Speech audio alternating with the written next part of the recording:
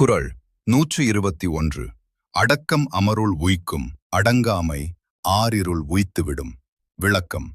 அடக்கம் ஒருவனை உயர்த்தித் தேவருள் சேர்க்கும். அடக்கம் இல்லாதிருத்தல் பொல்லாத இருள் போன்ற தீய வாழ்க்கையில் செலுத்திவிடும். குறள் 122. காக்க பொருளா அடக்கத்தை ஆக்கம், அதனினூவுங் கில்லை உயிர்க்கு. விளக்கம். அடக்கத்தை உறுதி பொருளாக கொண்டு போற்றி காக்க வேண்டும்.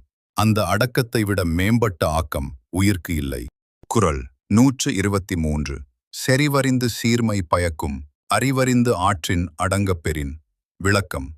அறிய வேண்டியவற்றை அறிந்து நல்வழியில் அடங்கி ஒழுகப் பெற்றால் அந்த அடக்கம் நல்லோரால் அறியப்பட்டு மேன்மை பயக்கும். குறள் 124. நிலையின் திரியாது அடங்கியான் தோற்றம் மலையினும் மானப் பெரிது. விளக்கம். தன் நிலையிலிருந்து மாறுபடாமல் அடங்கி ஒழுகுவோனுடைய உயர்வு மலையின் உயர்வை விட மிகவும் பெரிய. குறள் 125. எல்லார்க்கும் நன்றாம் பணிதல், அவருள்ளும் செல்வர்க்கே செல்வம் தகைத்து. விளக்கம். பணிவுடையராக ஒழுகுதல் பொதுவாக எல்லோர்க்கும் நல்லதாகும். அவர்களுள் சிறப்பாக செல்வர்க்கே மற்றொரு செல்வம் போன்றதாகும். குறள் 125. குறள் 126.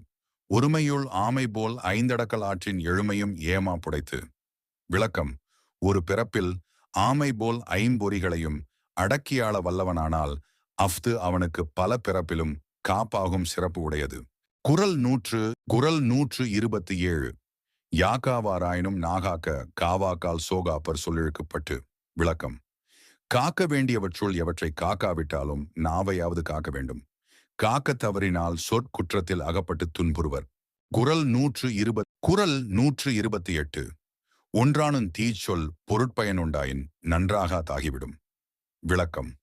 தீய சொற்களின் பொருளால் விளையும் தீமை ஒன்றாயினும் ஒருவனிடம் உண்டானால் அதனால் மற்ற அறங்களாலும் நன்மை விளையாமல் போகும். குறள் 129. தீயினார் சுட்டப்புண் உள்ளாரும் ஆறாதே நாவினார் சுட்ட வடு. விளக்கம். தீயினால் சுட்ட புண் புறத்தே வடு இருந்தாலும் உள்ளே ஆறிவிடும். ஆனால் நாவினால் தீய சொல் கூறிச் சுடும் வடு என்றும் ஆறாது. குறள் 130. கதங்காத்து கற்றடங்கள் ஆற்றுவான் செவ்வி அறம்பார்க்கும் ஆற்றின் நுழைந்து. விளக்கம்.